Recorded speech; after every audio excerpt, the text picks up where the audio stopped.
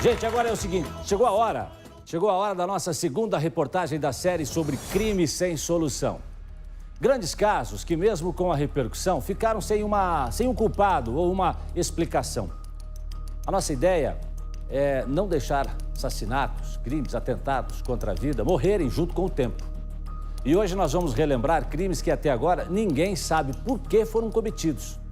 Nem família tem ideia, nem a família tem ideia, nem a polícia tem pistas mais concretas que possam levar aí as pessoas que causaram esses crimes. É difícil, muitas vezes, de solucionar. Um dos casos envolve um jovem que mexia com moedas virtuais e quase morreu ao ser atacado, ao ser baleado.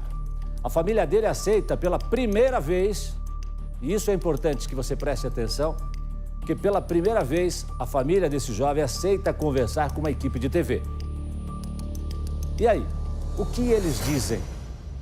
Já já a gente vai saber. Então, fica comigo e se liga aqui na reportagem do Emanuel Perim e do Flávio Pereira.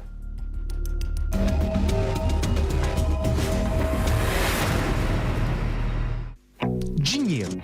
Os crimes que vamos ver a seguir estão, segundo a polícia, de alguma forma relacionados a ele.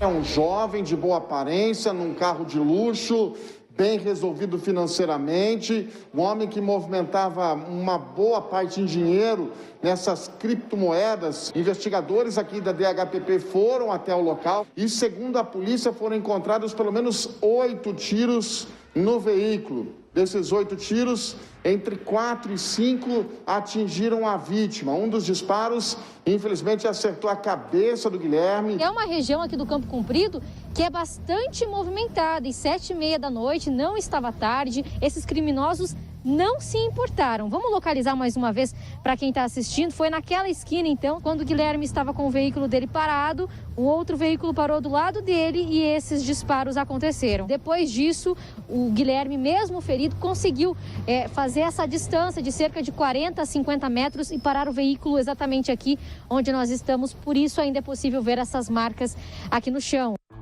O mercado de criptomoedas é valioso. Uma dessas moedas virtuais, o Bitcoin, está custando hoje mais de R$ 193.300 a unidade. O mercado das criptomoedas é um mercado ainda mais difícil, porque você não tem contas bancárias para rastrear, você não tem como fazer uma quebra de sigilo. Depois do atentado, Guilherme ficou 45 dias internado nesse hospital da capital paranaense e voltou para casa. Pela primeira vez, desde que tudo aconteceu, a família aceitou receber uma equipe de reportagem. Essa entrevista é esclarecedora. Essa família afirma que o Guilherme não era responsável pela captação do dinheiro, e sim apenas pela gestão administrativa da equipe. Quando se fala nesse segmento, criptomoedas, existem muitos questionamentos em relação a isso, muitas vezes por falta de conhecimento, né? As pessoas elas não têm o conhecimento para poder até falar e aí acabam até tirando conclusões erradas, precipitadas, né? Existem pessoas corretas nesse segmento e existem pessoas que não são corretas, como em qualquer outro segmento. Mas especificamente no caso do Guilherme, a função principal dele não é atender cliente final, né? A principal função dele é gestão de uma plataforma de meio de pagamento e desenvolvimento dessa plataforma e expansão junto aos estabelecimentos comerciais. Então não tem nada a ver com atendimento a cliente final, né? E comercialização de criptomoeda. Entende? Então, é isso que tem que ficar bem claro, porque não tem a ver com aquilo que o Guilherme fazia, para poder levantar essa suspeita. Nós sabemos quem nós somos, né? A criação que nós demos a ele. Então, para nós, isso é extremamente injusto, não tem coerência, não tem nada a ver com aquilo que ele sempre foi. Né? E um filho, ele não muda. O Guilherme, ele casou, vai fazer 1 ano que o Guilherme está casado. Então, assim, um filho, ele não muda seu caráter, a sua dignidade, o seu jeito de ser. Até porque o envolvimento com o Guilherme sempre foi com pessoas que sempre professaram a mesma fé que ele. A maioria sempre professou a mesma fé que ele. A polícia ainda não localizou o mandante do crime. A polícia ela tem elementos suficientes que possam dar continuidade à investigação, tem muitas informações, foi ouvida muitas pessoas, existem pessoas que já foram presas. Eu, como mãe, eu quero muito que isso seja esclarecido, muito, porque eu quero entender qual é a intenção do coração. Por que tudo isso? Por que tanta maldade? Para que tanta crueldade? Né? Com uma pessoa que, para nós que conhecemos e quem conhece o Guilherme, sabe exatamente o que eu estou falando. Importante esclarecer no caso Guilherme, em especial quanto à complexidade desse caso, é que não há nenhuma notícia, nenhum indício de que o Guilherme estivesse envolvido com qualquer prática ilícita. Então, não há nenhum indicativo, nenhum motivo razoável para que houvesse a prática do crime como foi ocorrida. Vale destacar que o Guilherme ele não atuava com o consumidor final, com o investidor diretamente. Ele atuava através da empresa Compralo, que era uma plataforma de pagamentos por meio de criptomoedas. Então, o Guilherme não estava vinculado ao rendimento ou à perda dos clientes diretamente. Isso nos revela que é pouquíssimo provável que haja o vínculo de um cliente com a tentativa de homicídio do Guilherme. O motivo do crime, muito provavelmente, está vinculado a uma causa banal, uma causa que não tem uma explicação lógica, uma explicação muito clara.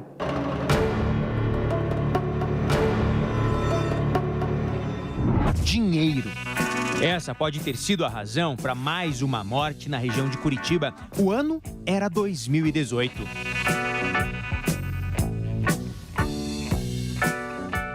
Fábio era gerente comercial de uma loja de móveis em um bairro nobre de Curitiba. Um homem acima de qualquer suspeita, que teve um final trágico.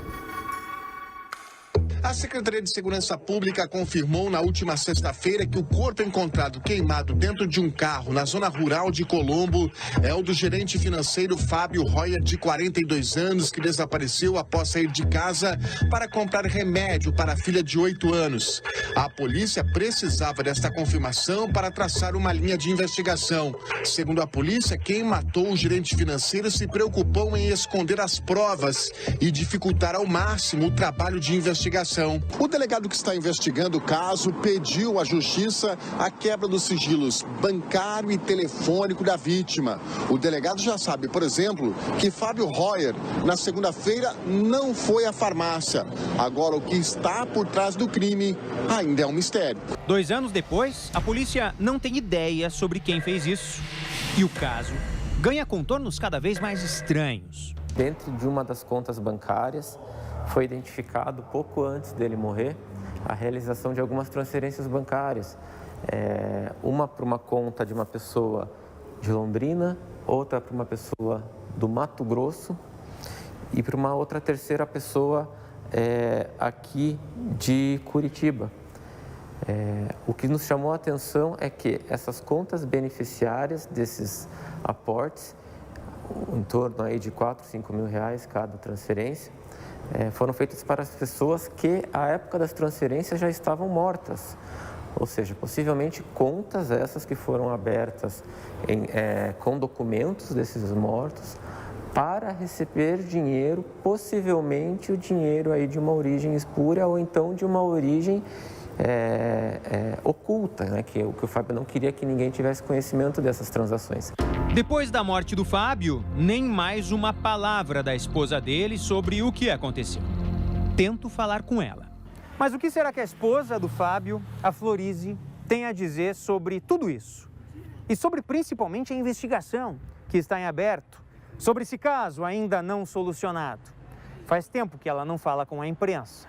Vamos tentar ligar para o celular dela e ver se dessa vez ela nos atende. Alô? Oi, é Florize? Quem tá falando? Emanuel, tudo bem, Florize? Emanuel, da onde? Da RIC. Você consegue falar com a gente rapidinho? Alô? Alô? Oi. Oi, Emanuel, aqui é a Caroline, advogada. Tudo Oi, bom? Caroline, tudo bem? E você? Tudo bem, que eu posso lhe ajudar? A gente está fazendo uma série de reportagens aqui na Record sobre crimes não solucionados ainda. E a gente está pegando uma série de crimes, né? E a gente está indo atrás da polícia justamente para ver como está a evolução do andamento, das investigações e tudo mais. E a gente está querendo falar com alguns familiares. Como que está a tua cliente para falar com a gente? Como que é possível, doutora? Olha, eu preciso verificar com ela, porque assim, no momento está uma situação bem delicada, até por causa do atual esposo dela, de todo o processo e tudo mais. Esse é um assunto bem delicado, assim, que deixou ela muito abalada e tudo mais. Então, assim, eu vou pedir para você, eu vou conversar com ela sobre a situação e aí, se você puder me retornar. Depois dessa conversa, a nossa equipe voltou a falar com a advogada de Florize. Ela disse que conversou com a cliente, mas a ex-esposa de Fábio não vai falar nada sobre o caso. O silêncio continua. Um silêncio que já dura 3 anos.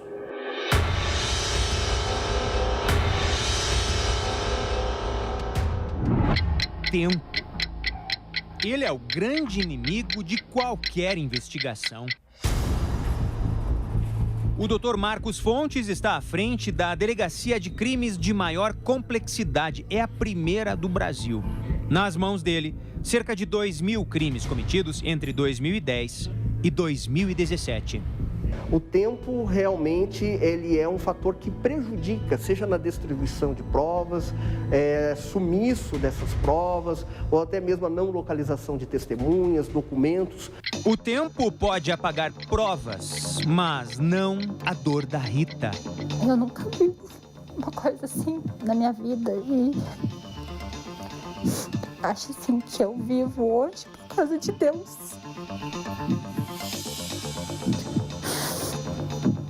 Porque a gente não sabe o que foi que motivou a pessoa a pegar o corpo da minha filha, o que fizeram com ela. O que aconteceu com a filha dela, você confere amanhã aqui no Balanço Geral.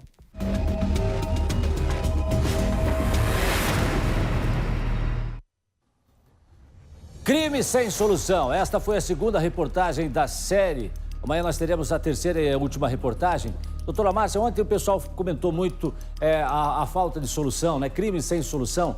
Muitos reclamaram, inclusive, das mudanças de delegados e isso traria também uma demora em conseguir chegar ao autor. E hoje o pessoal falou também muito de tempo. Quer dizer, quanto mais o tempo passa, mais difícil fica de chegar realmente ao autor?